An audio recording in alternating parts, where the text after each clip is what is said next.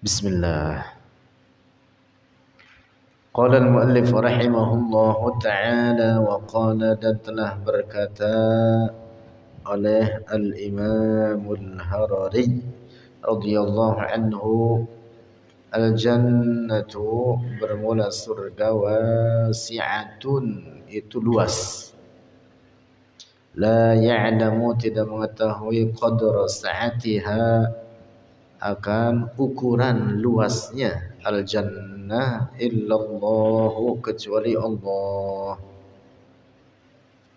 Al-jannatu bermula surga, akbaru itu lebih besar, min jahannama dari jahannam, bi aksara min alfi marratin dengan lebih banyak dari 1000 kali lipat. Masya Allah, ribuan kali lipat besarnya dibanding neraka. Allahu, dan Allah, yuhibbuha mencintai oleh Allah, ha akan al-jannah, li'annaha karena sesungguhnya dia al-jannah darul muttaqin, darul mu'minina itu rumah orang-orang mukmin atau tempat tinggal orang-orang mukmin. Nah, karena itu para ulama mengatakan siapa orang yang meremehkan, melecehkan atau menghinakan surga, maka dia dihukumi kafir.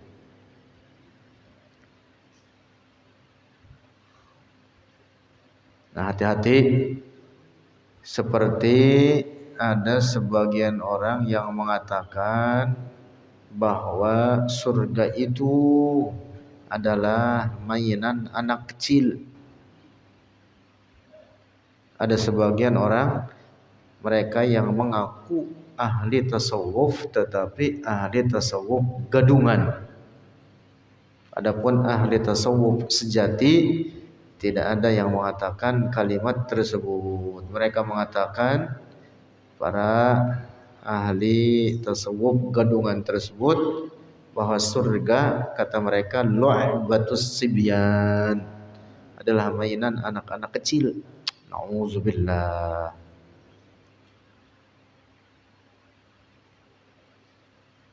Surga itu diagungkan oleh Allah supaya kita merindukannya, menginginkannya. Jadi jangan mengatakan saya tidak ingin surga, saya hanya ingin meraih ridho Allah. Ini kata-kata menyesatkan ini. Surga itu adalah ridho Allah. Surga itu apa? Ridho Allah.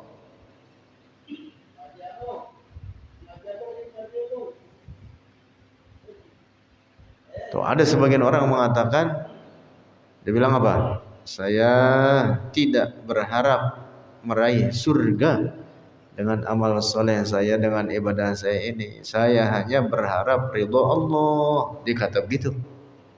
Nah, ini perkataan menyesatkan.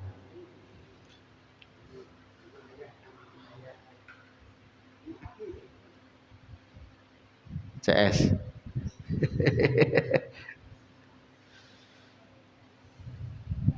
Rasulullah saja di antara doanya minta dimasukkan ke surga. Rasulullah. Ya, untuk mengajari umatnya, tentu Rasulullah pasti masuk surga. Rasulullah itu lebih mulia daripada surga. Di antara hikmahnya untuk mengajari apa? Umatnya. Di antara doanya, Allahumma inni as'aluka ridhaka wal jannah. Tuh, jadi Rasulullah apa? Mengharapkan surga. Maka tidak benar dan tidak boleh diikuti, tidak boleh dicontoh perkataan sebagian orang yang mengatakan saya beribadah bukan karena pengen masuk surga. Saya beribadah hanya untuk tujuan meraih ridho Allah. Ini orang nggak paham ngomong begitu itu. Surga itu adalah bentuk daripada ridho Allah. Artinya tanda-tanda daripada ridho Allah, itulah surga.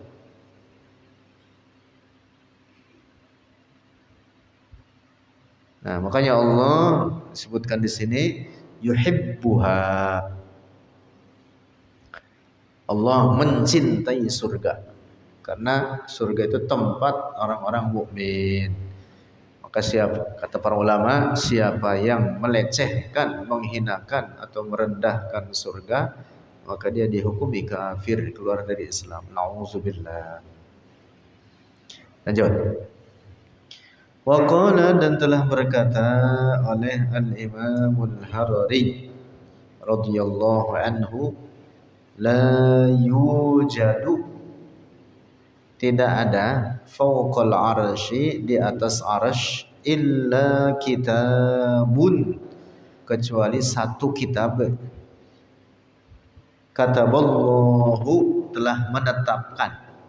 Di sini kataba artinya menetapkan. Allahu, oleh Allah, fihi, di dalamnya itu kitab, dengan ungkapan tulisan menyebutkan inna rahmati, sesungguhnya rahmatku, kata Allah, ghalabat, mengalahkan, ghadabi, akan murkaku. Itu makna harfiahnya hadis itu begitu. Kalimat tersebut begitu makna harfiahnya. Tetapi makna detailnya disebutkan, maknanya, makna hadis tersebut atau kalimat tersebut, asyai'u, perkara, alladzi uhibbuhu, yang mencintai olehku, kata Allah, hu, akan asyai', minal makhluqati, dari para makhluk, aktsaru, itu lebih banyak, mimma akrahuhu, dari apa yang membenci oleh aku, hu, akan ma. Artinya tanda-tanda rahmat Allah pada makhluknya ini jauh lebih banyak daripada apa? Murkanya. Apa yang dicintai oleh Allah daripada para makhluknya ini jauh lebih banyak dibanding yang dimurkai olehnya. Al-malaikatu, para malaikat, aksaru, itu lebih banyak, minal insi, dari manusia, wal jinni, dan jin, wa awraqil asjari, dan lembaran-lembaran daun. Semua lembaran daun yang ada di muka bumi ini, dari ujung sampai ujungnya, bahkan dari mulai pukunan yang tumbuh pertama kali hingga sekarang ini, seluruh daun-daunnya itu semua tidak seberapa jumlahnya dibanding para malaikat. Jauh para malaikat itu jumlahnya lebih banyak dari itu semua. Masya Allah. Warimalil falawati, dan dari butiran-butiran pasir di tanah lapang. Di seluruh permukaan bumi ini, jumlah pasir butirannya berapa? Kagak ada yang tahu. Nah, kagak ada yang tahu, jangan kata di semua tempat. Kita genggam aja tuh pasir, kagak pernah ngitung. Saking banyaknya, segini aja berapa banyak. Apalagi seluruh permukaan bumi ini. Jumlah para malaikat lebih banyak daripada itu. Masya Allah.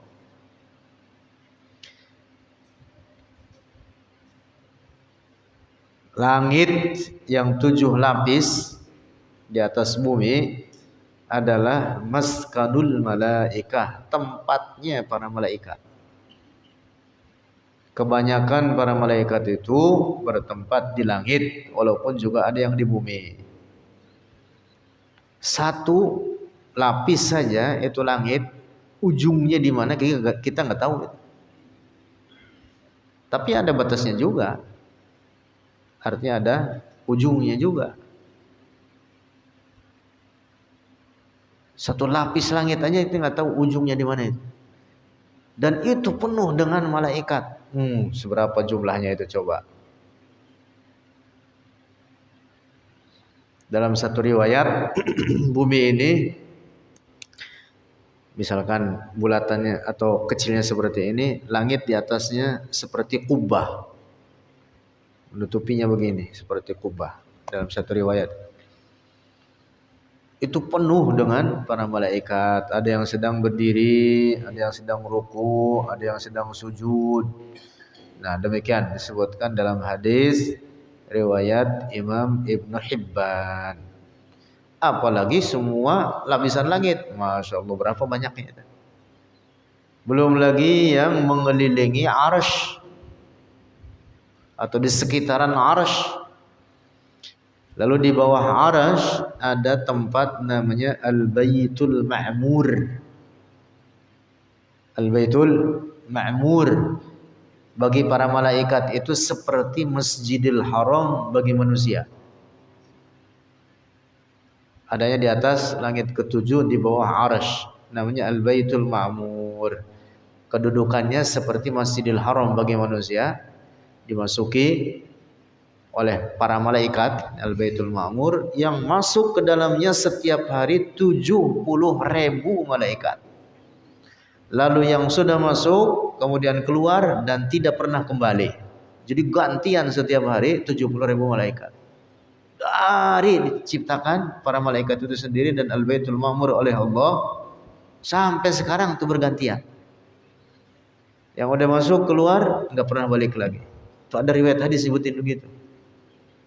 Berapa banyak jumlahnya jadi malaikat itu? Nggak ada yang tahu kecuali Allah. Karena itu dalam Al-Quran firman Allah, wa ma ya'lamu junuda rabbika illa huwa. Tidak ada yang mengetahui akan para malaikat jumlah mereka kecuali hanya Allah. Lanjut.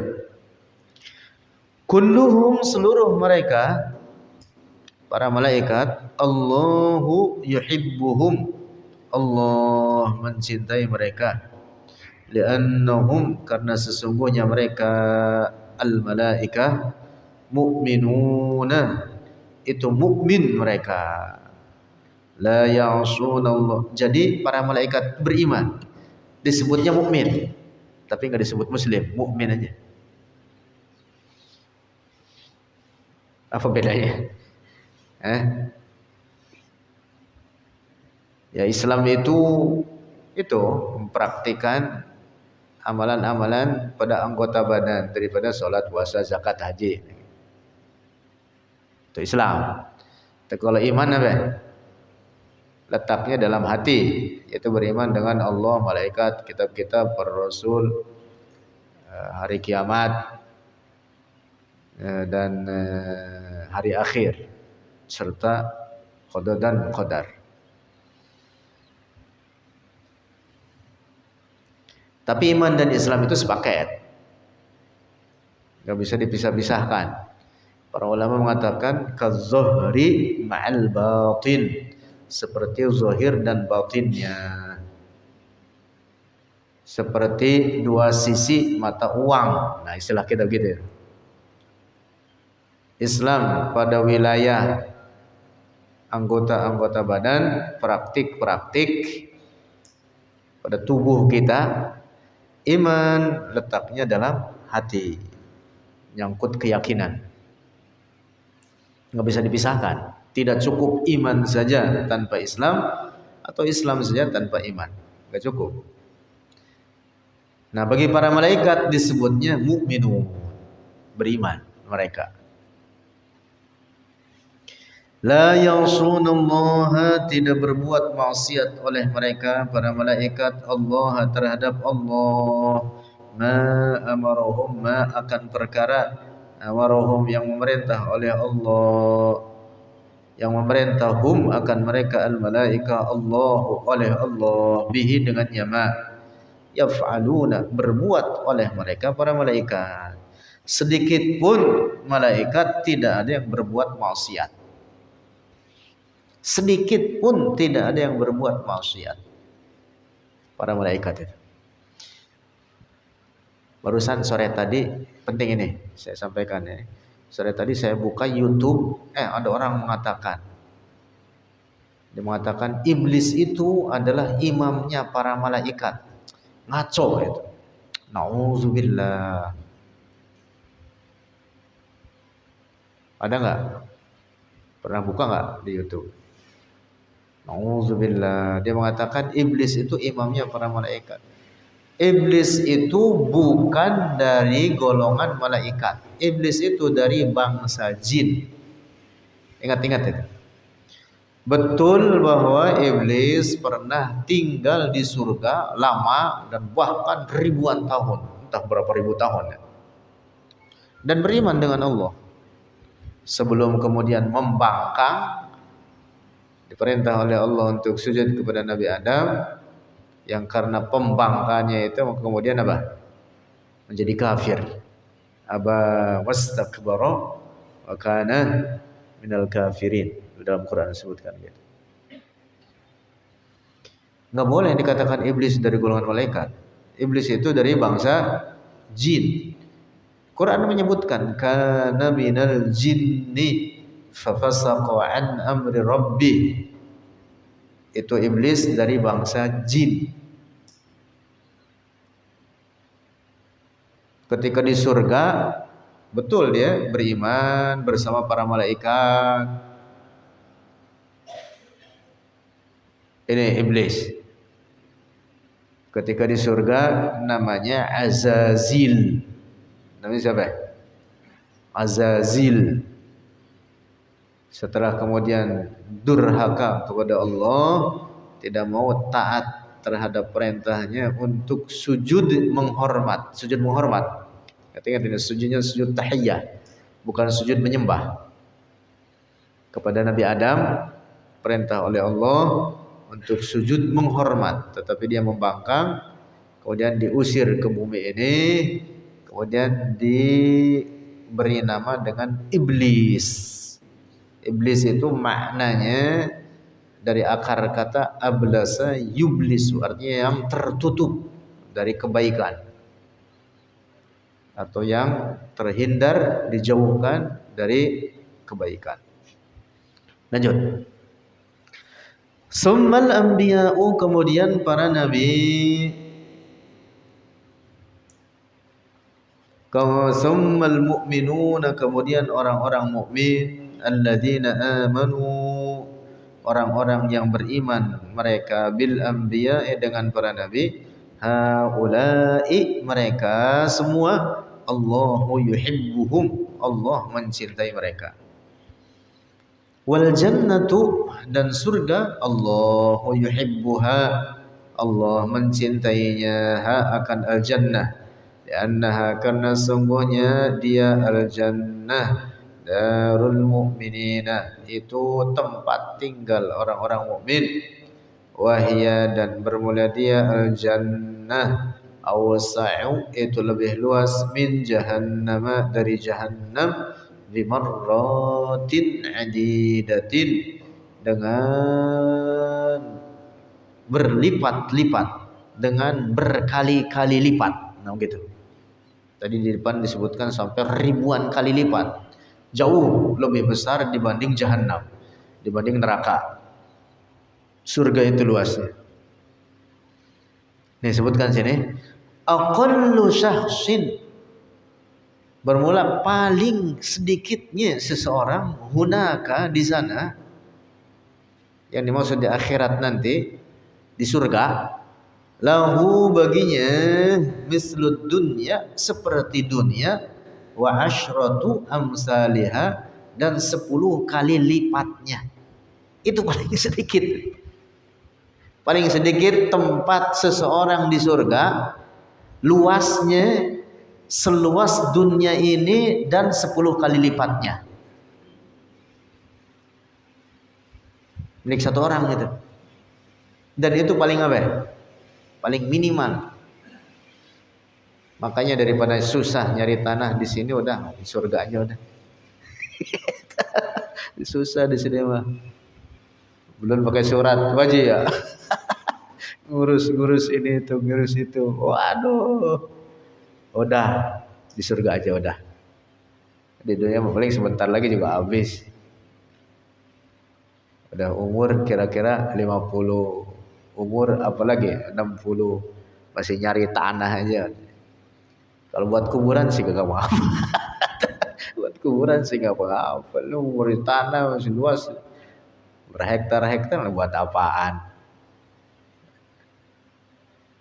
Nah, surga itu luasnya jauh lebih luas dari dunia ini. Minimal yang diraih oleh seorang, yang paling sedikit dia akan meraih luasnya surga adalah seluas dunia ini dan 10 kali lipatnya. Itu minimal. Allah. Terus ada orang tanya misalkan, itu seluas itu dia sendirian mau ngapain? Kagak sendirian. Banyak pelayan-pelayannya melayani dia. Nah terus dia kagak punya teman, ya itu banyak temannya.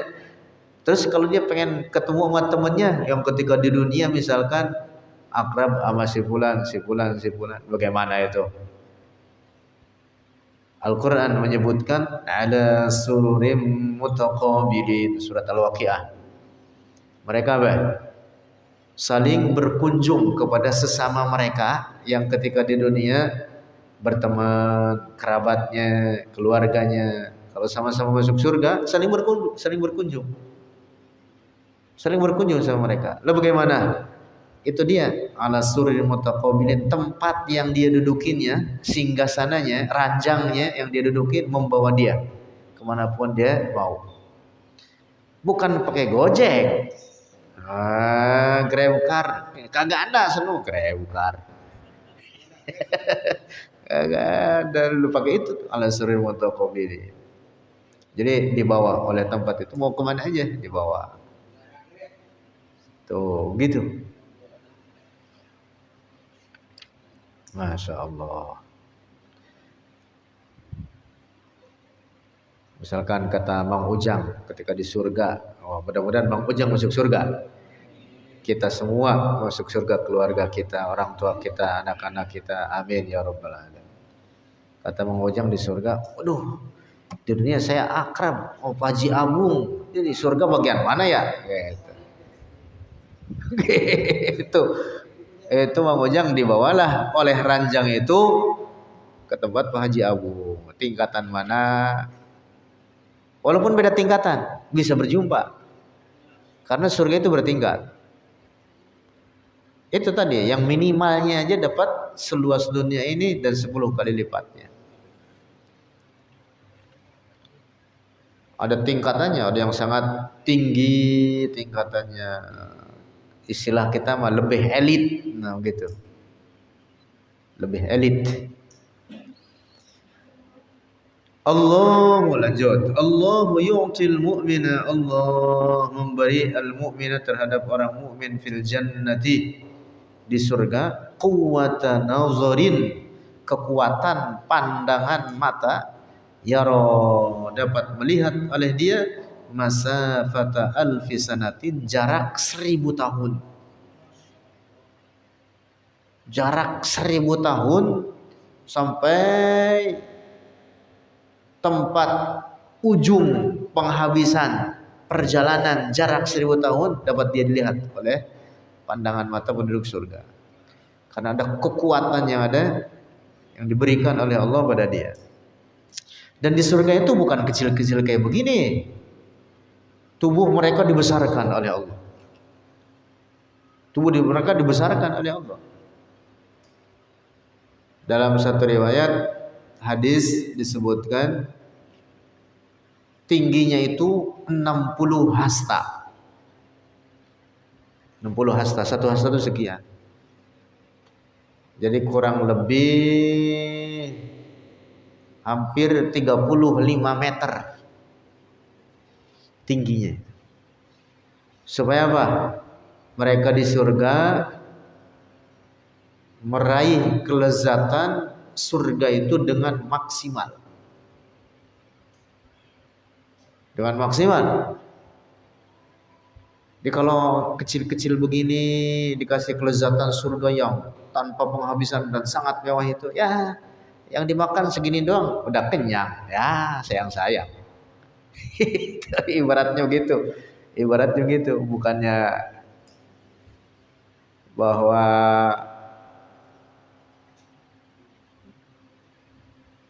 menjadi sia-sia.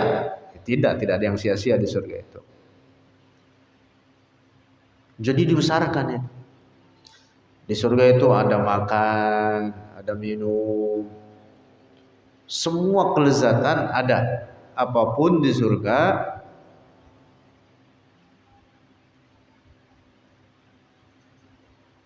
yang di dunia ini sebagai kelezatan, bahkan di dunia ini diharamkan, maka di surga menjadi halal. Tuh gitu. Dalam satu riwayat disebutkan bahwa di surga juga, ini Mang Ujang biar tahu ini, juga ada bersetubuh, tetapi tanpa keluar sesuatu dari kemaluannya. Terlihat dalam riwayat disebutkan gitu. Di surga ada makan minum otomatis, tetapi tidak mengeluarkan kotoran. Kagak ada kencing, kagak ada buang air besar. Makanya di surga kagak ada WC. Enggak ada WC. Makanan yang mereka makan itu rembes ke tubuhnya dalam bentuk keringat yang disebutkan dalam riwayat hadis kal miskil azfar. Jadi itu keringatnya seperti semerbak wisik, minyak misik. Rembes jadi dari bekas makanan-makanan itu dalam bentuk keringat-keringat yang tidak menyusahkan. Beda sama keringat kita di dunia, itu menyusahkan, bau apek, belum mandi, bau apa lagi?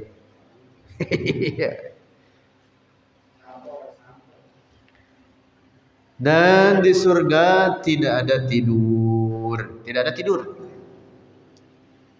apalagi istirahat. Nah kemarin sudah dibahas, di surga itu nggak ada istirahat, karena istirahat itu terjadi karena capek. Di surga tidak ada capek.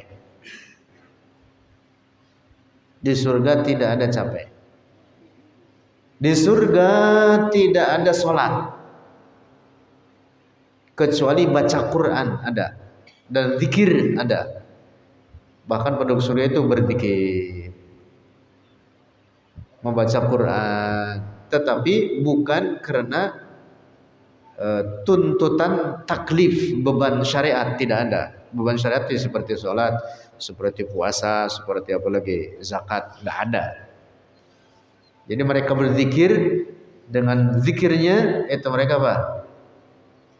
Merasakan kelezatan, kesenangan. Tuh gitu. Karena di surga itu tidak ada tidak ada kesusahan sedikit pun. Tidak ada kesusahan sedikit pun dalam surga. Jadi kagak ada ngantuk, kagak ada tidur, kagak ada.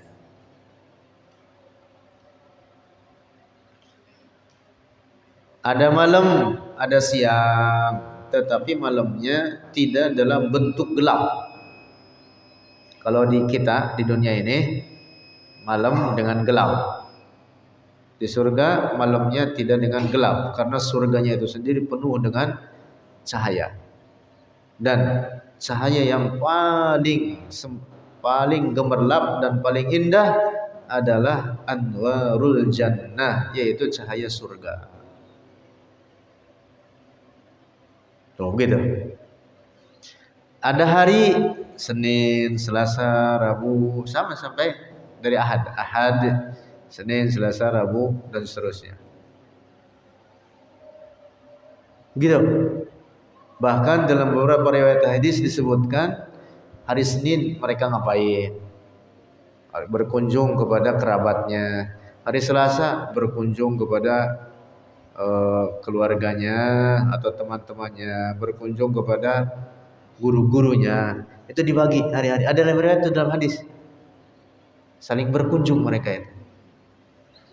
Di hari Jumat mereka melihat Allah.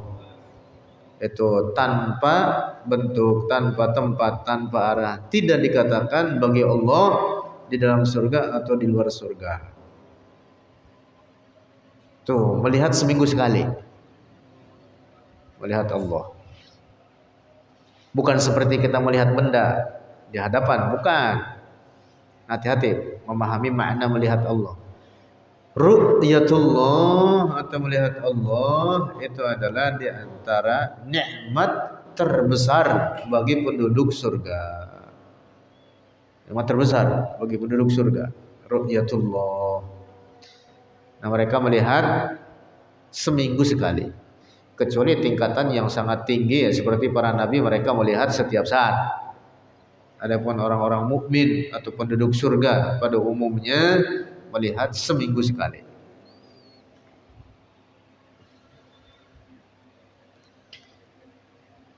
Nah, jadi kembali lagi, penduduk surga ini pada pandangan mata mereka Allah memberi kekuatan hingga dapat melihat jarak yang sangat jauh, yaitu jarak perjalanan 1000 tahun. Kalau kita ujung penglihatan kita paling berapa meter ya? Kira-kira kalau terang ya, kecuali kalau gelap atau ada awan atau ada apa namanya kabut. Kalau terang kira-kira berapa jauh? Ya paling berapa ratus meter.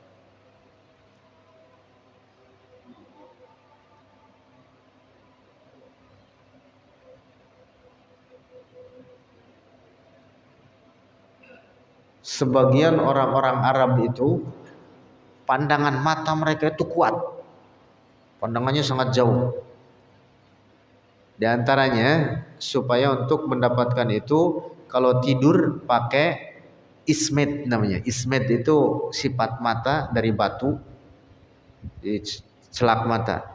Kalau mau tidur pakai itu matanya kuat pandangannya.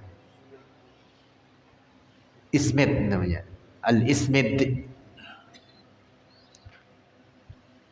Kayak mata apa itu? Mata elang. Mata elang, ada. Mata elang itu jauh dari atas. Itu tikus yang ada di bawah kelihatan lah dia. Dari atas tikus yang di bawah kelihatan. Kalah pandangan mata kita kekuatannya dengan elang itu. Bahkan ada burung yang sangat jauh dari atas, dia melihat ke air, ikan yang ada di dalam air kelihatan tuh dia. Ikan yang dalam air. itu Allah memberikan kemampuan bagi sebagian ciptaannya seperti itu.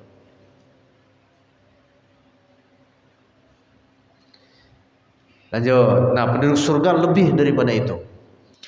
Yara melihat oleh seseorang di surga aqsaha akan penghujungnya, itu jarak 1000 tahun itu penghujungnya, kama yara adnaha sebagaimana dia melihat yang paling dekatnya.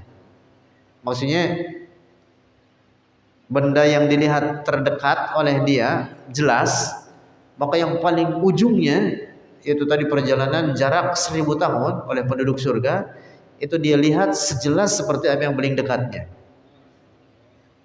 Kama yara awwalaha sebagaimana dia melihat awwalaha akan awalnya, yara akhiraha ia melihat akan akhirnya, itu jarak. Min quwwatin nazari dari kuatnya pandangan mata.